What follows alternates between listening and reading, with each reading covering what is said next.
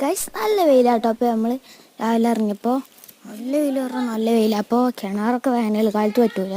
അപ്പോൾ നോമ്പൊക്കെ അല്ലേ, നോമ്പിന് മീൻ പിടിക്കാൻ ശരിയാവില്ല. ഈ കിണറോട്ടോ ഗൈസ് നമ്മൾ നോമ്പും പെരുന്നാൾ കഴിഞ്ഞിട്ടുണ്ടെങ്കിൽ വറ്റിക്കുക. നമ്മൾ അനിയത്തി കേട്ടോ. നമ്മൾ മീനെ നോക്കാം. വല വെച്ചിരിക്കുന്നത് എന്താ അറിയുമോ, ഈ കച്ചറ പൂവിൻ്റെ കച്ചറൊക്കെ തെങ്ങിൻ്റെ മേലെ കാരണം ഈ തെങ്ങിൻ്റെ പൂക്കൊലയുടെ ഇതൊക്കെ ഉണ്ട് ഇതൊക്കെ ചാടുകയാണ്. അവിടെ ഞങ്ങൾ ആ ഭാഗത്ത് മാത്രം നിശ്ചയം ഇവിടെ തുറക്കണ അവിടെ, അതുകൊണ്ട് അവിടെ വെച്ചിട്ടില്ല. പിന്നെ അവിടെ വെച്ച് മീനാണ് കഴിച്ച് നമുക്ക് മീനൊക്കെ ഒന്നും പടോ സൈസ് മീനാട്ടോ ഗൈസ്.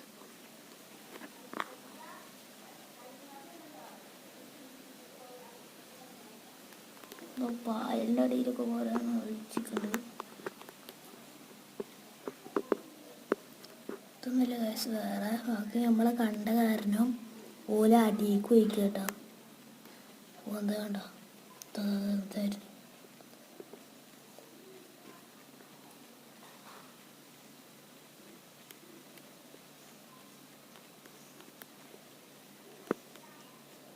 പൊന്തി വരും കാശ്. നമ്മളെ കണ്ടായിരുന്നു കേട്ടോ.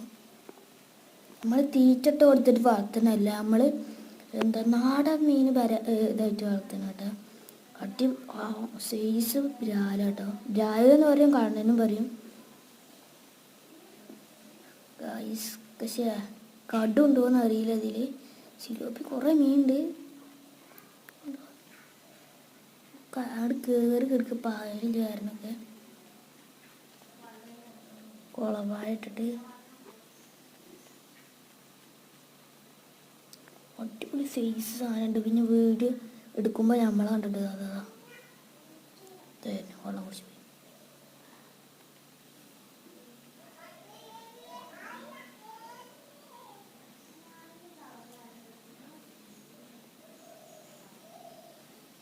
സൈസ് സാധനം കേട്ടോ.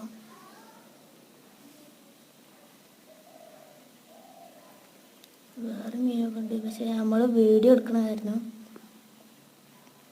നമ്മൾ വറ്റിക്കുമ്പോഴത്തെ വീഡിയോ ഇടട്ടോ ഗൈസ്.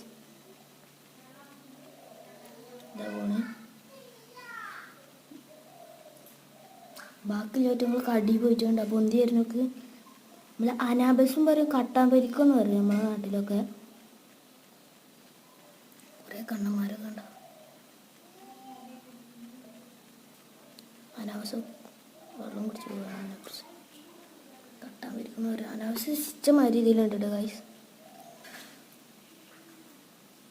പാലിൻ്റെ അടിയിൽ തല പൊട്ടിക്കണം. അപ്പോൾ ഇതാണ് നമ്മളെ വിശേഷങ്ങൾ ഗൈസ്. അതുകൊണ്ട്